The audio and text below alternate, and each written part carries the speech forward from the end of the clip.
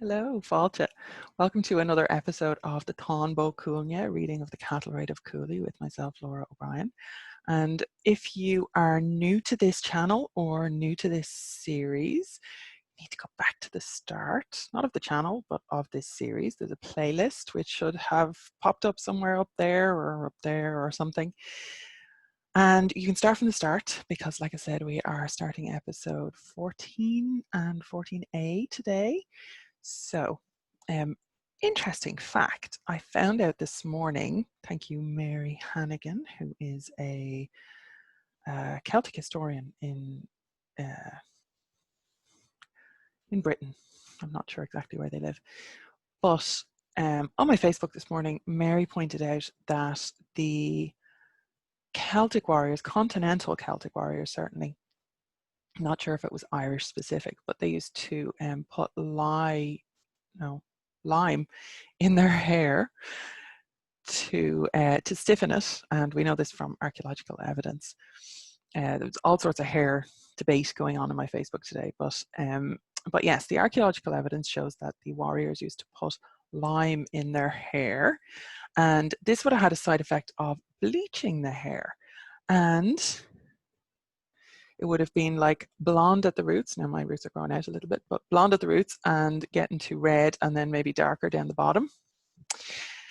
Because it was a natural bleaching process. So the newer hair is no, I was going to stop the video. I'm just going to go with it. So that could be one of the reasons why Cuchulainn is supposed to have 3 different colors of hair as part of his battle frenzy, because of all this. So I just was tickled by that little fact from history.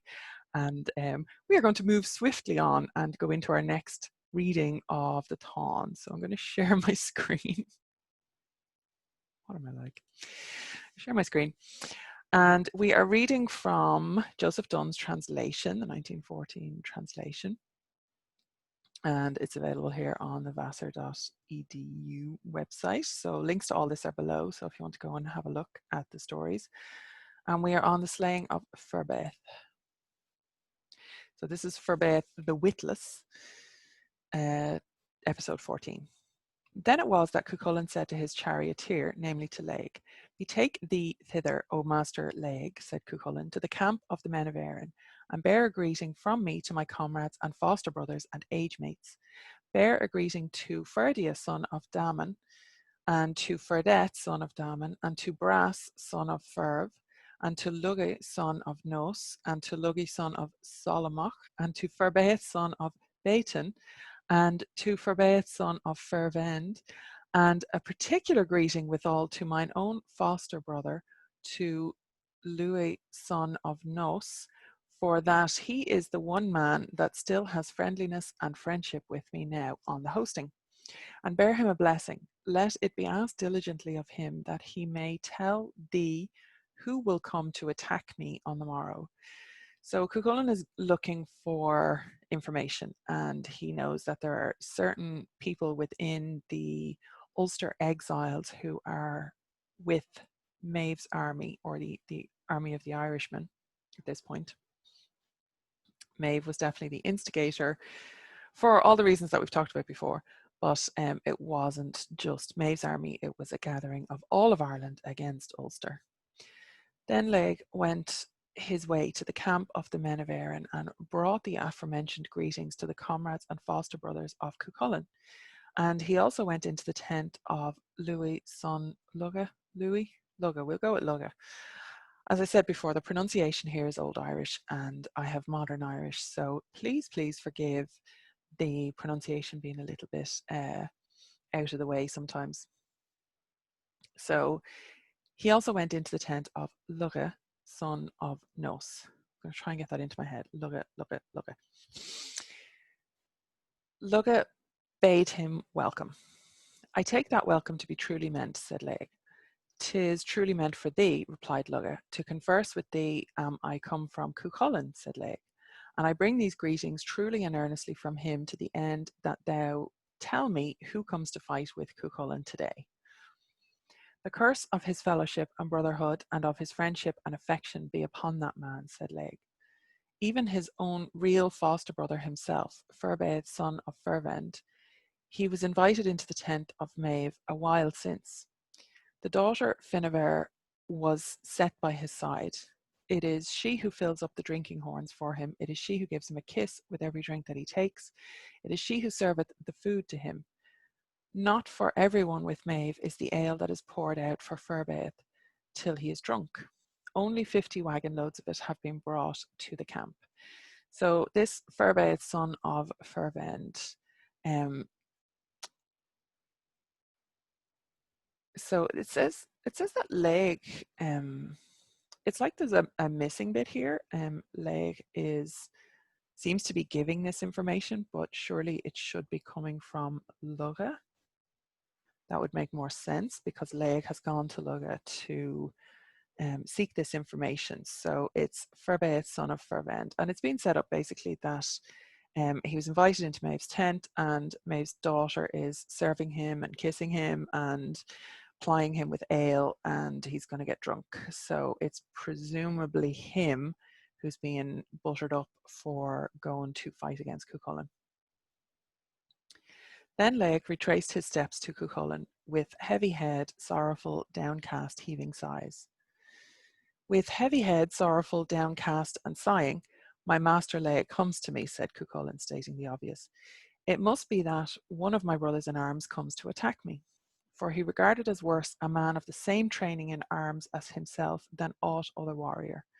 So Cuchulainn is having an issue with it's worse for him to fight a man who was the same training in arms or brothers in arms.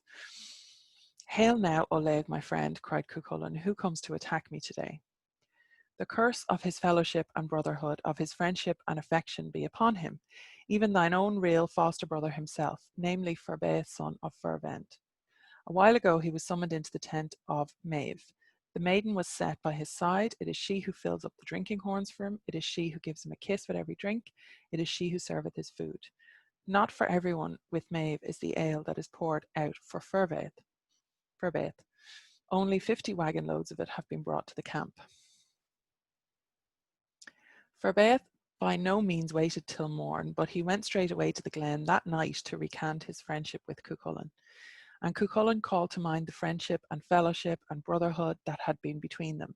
And Ferbaeth would not consent to forego the fight. Now, Ferbaeth is drunk at this point, which could be why he's been, his epithet here is the witless.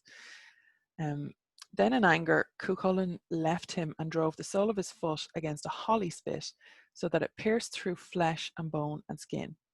Thereat Cuchulainn gave a strong tug and drew the spit out from its roots. And Cuchulainn threw the holly spit over his shoulder after Ferbaeth, and he would care as much that it reached him or that it reached him not. The spit struck Ferbaeth in the nape of the neck, so that it passed through his mouth in front and fell to the ground, and thus Ferbaeth fell. Now that was a good throw, Cuchulainn, cried Fiachu, son of Ferfaeva, who was on the mound between the two camps, for he considered it a good throw to kill that warrior with the spit of holly. Hence it is that Fochard Merhevni, the good cast of Merhevni, is the name of the place where they were. So, so I think all of that is pretty self-explanatory. And we are actually going to, that was 14, we're actually going to do the next one as well today, which is the combat of Larinè MacNois. Larinè?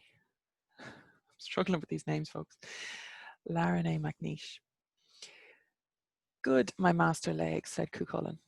Go for me to the camp of the men of Erin to hold converse with Lugga, and inquire for me if the cast I made a while ago reached Ferbaeth or did not reach, and if it did reach him, ask who comes to me to fight and do battle with me on the morrow. So Cuchulainn is still in the quandary of he's going to fight somebody in the morning and he's not quite sure who. So Laig proceeds to Lugga's tent. Lugga bids him welcome. I take that welcome as truly meant, Laig replied. It is truly meant for thee, quoth Lugga. To hold converse with thee am I come to thine own foster brother, that thou mayest tell me whether Ferbaeth was smitten. He was, answered Lugga, and a blessing on the hand that smote him, for he fell dead in the glen a while ago. Tell me who comes tomorrow to combat Cuchulainn. They are persuading a brother of mine, Owen, to go to meet him, a foolish, haughty, arrogant youth, yet dealing stout blows and stubborn. And it is to this end that he may fall at his hands, so that I myself must then go to avenge him. But I will not go there till the very day of doom. Larinè, great-grandson of Blahamach, is that brother, and I will go thither to speak with Cuchulainn about him, said Lugga. Lugga's 2 horses were taken, and his chariot was yoked to them, and he came to his tryst with Cuchulainn, so that a parley was had between them. Then it was that Lugga spake. They are persuading a brother of mine to come fight thee on the morrow, to wit, a foolish, dull, uncouth youth, dealing stout blows. And it is for this reason that they are to send him to fight thee, that he may fall at thy hands, and to see if I myself will come to avenge him upon thee. But I will not till the very day of doom, and by the fellowship that is between us. Slay not my brother. So Lugga is being put into a position, if his brother is killed by Cuchulainn, that he would be honor bound to go and avenge that death. And Lugga has come to a tryst or a parley with Cuchulainn to ask that Cuchulainn not kill his brother when he comes. By my conscience, truly, cried Cuchulainn, the next thing to death will I inflict on him. I give thee leave, said Lugga. It would please me well shouldst thou beat him sorely, for to my dishonour he comes to attack thee. Thereupon Cuchulainn went back, and Lugga returned to the camp. Then on the next day it was that Larinè, son of Nos, was summoned to the tent of Ailill and Maeve, and Finnebhar was placed by his side. It was she that filled up the drinking horns for him, and gave him a kiss with each draught that he took, and served him his food. Not to everyone with Maeve is given the drink that is poured out for Ferbaeth or for Larinè, quoth Finnebhar. Only the load of 50 wagons of it was brought to the camp. Yonder pair rejoiceth my heart, said Maeve. Whom wouldst thou say? asked Ailill. The man yonder, in truth, said she. What of him? asked Ailill. It is thy wont to set the mind on that which is far from the purpose, Maeve answered. It were more becoming for thee to bestow thy thought on the couple in whom are united the greatest distinction and beauty to be found on any road in Erin, namely Finnebhar and Larinè MacNois. I regard them as thou dost, answered Ailill. It was then that Larinè shook and tossed himself with joy, so that the sowings of the flock bed burst under him, and the mead of the camp was speckled with its feathers.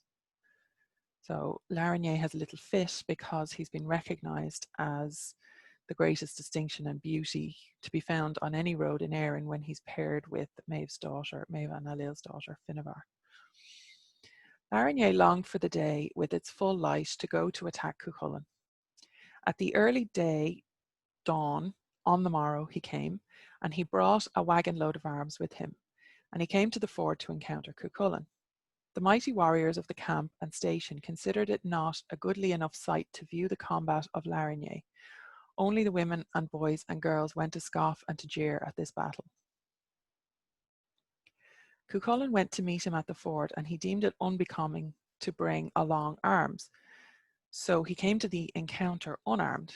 Cuchulainn knocked all of Larinè's weapons out of his hand as one might knock toys out of the hand of an infant. Cuchulainn ground and bruised him between his arms. He lashed him and clasped him.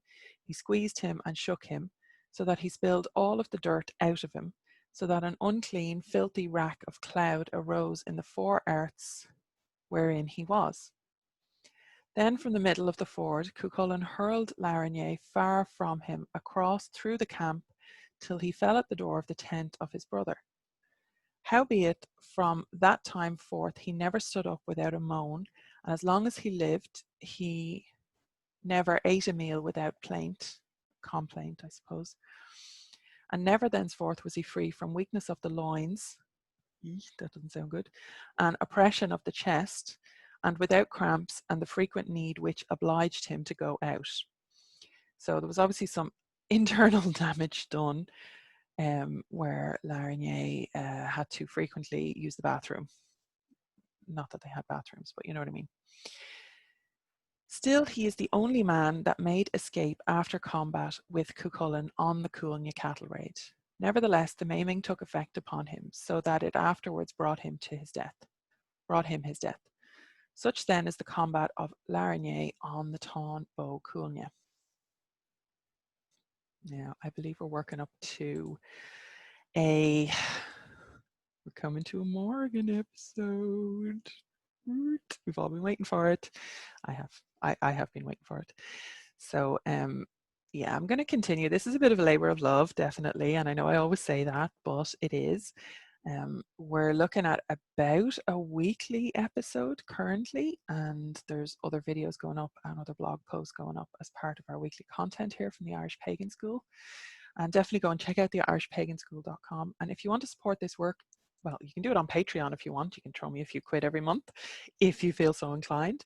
But really what I would love you to do is to subscribe to the channel, to hit the bell so that you receive notifications when I post a new video, to like the video, comment on it, share it, tell all your friends, share the playlist. That would be amazing.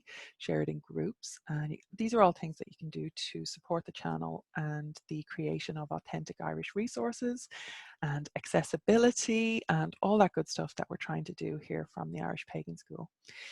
So thank you very much, and I will see you in the next video. Slán go fóill.